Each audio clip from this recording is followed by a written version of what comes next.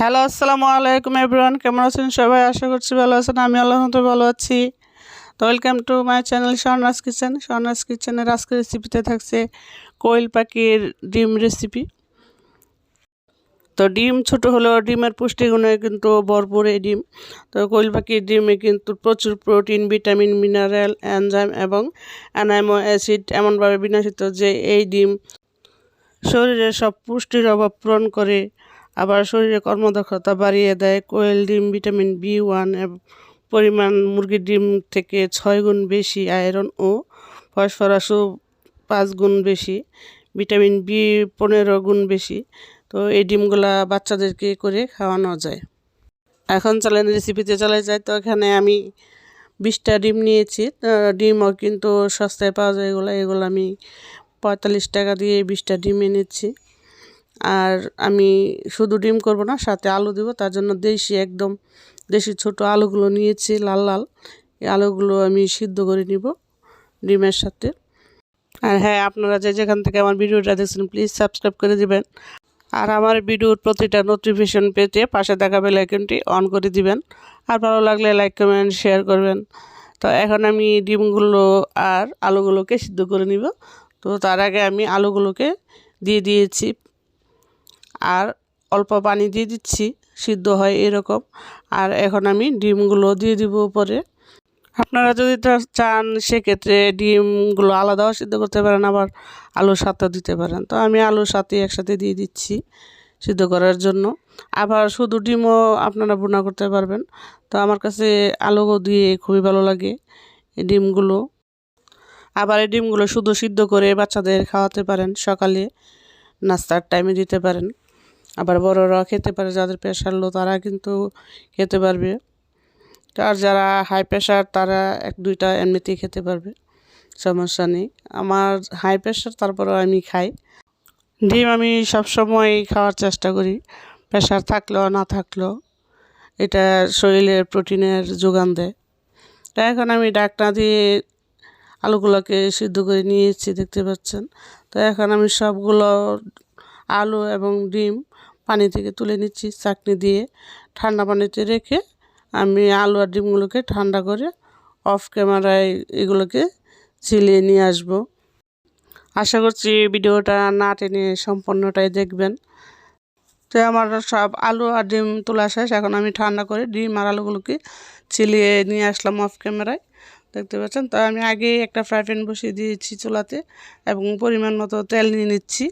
তেলটা গরম হয়ে গেলে আমি এখানে সামান্য পরিমাণ হলুদ দিয়ে দিব, আর দিয়ে দিব লবণ, এবং ডিমগুলো দিয়ে আমি হালকা করে একটু ভেজে নিব।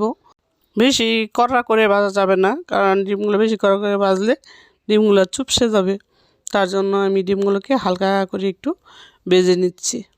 তো আমার ডিম প্রায় ভাজা হয়ে গেছে, এখন আমি তুলে নিব। অর্ধেক ডিম তুলতে তুলতে আমি পাশে আবার যে পেঁয়াজগুলো কুচি করে রেখে দিয়েছিলাম সেই পেঁয়াজগুলোই দিয়ে দিচ্ছি, এবং পেঁয়াজগুলো আদা ভাজা হয়ে যাবে ফাঁকে দিয়ে। তো পেঁয়াজটা আমি নেড়ে চেড়ে এখন আমি মশলা অ্যাড করে দিব এটাতে।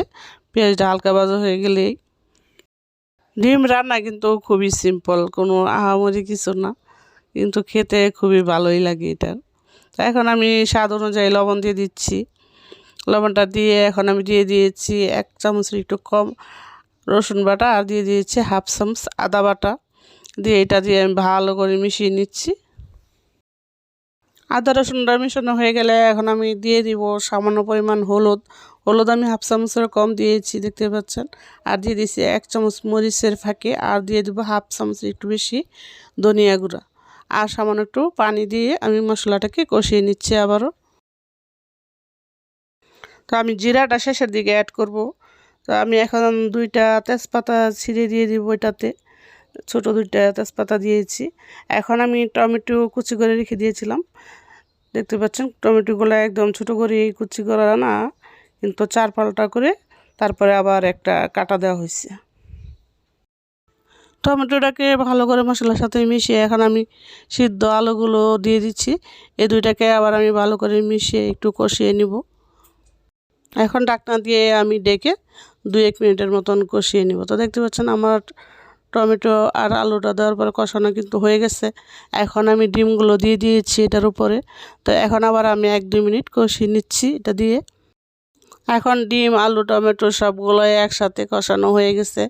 আমি সামান্য পরিমাণ পানি অ্যাড করে দিচ্ছি, যেহেতু এটা একটু মাখা মাখা টাইপের হবে, তার জন্য এমনভাবে দিতে হবে যাতে পানিটা বেশি ঝোল না থাকে। আপনারা যারা ঝোল পছন্দ করেন তারা আর একটু ঝোল দিতে পারবেন, সমস্যা নেই। তো আমি এখন একটু নেড়ে চেড়ে জিরা অ্যাড করে দিব।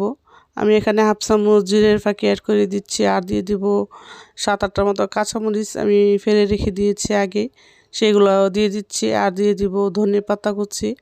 ধনেপাতা কুচিটা আপনারা ইচ্ছা অনুযায়ী দিতে পারবেন, আবার না হলে নাও দিতে পারেন।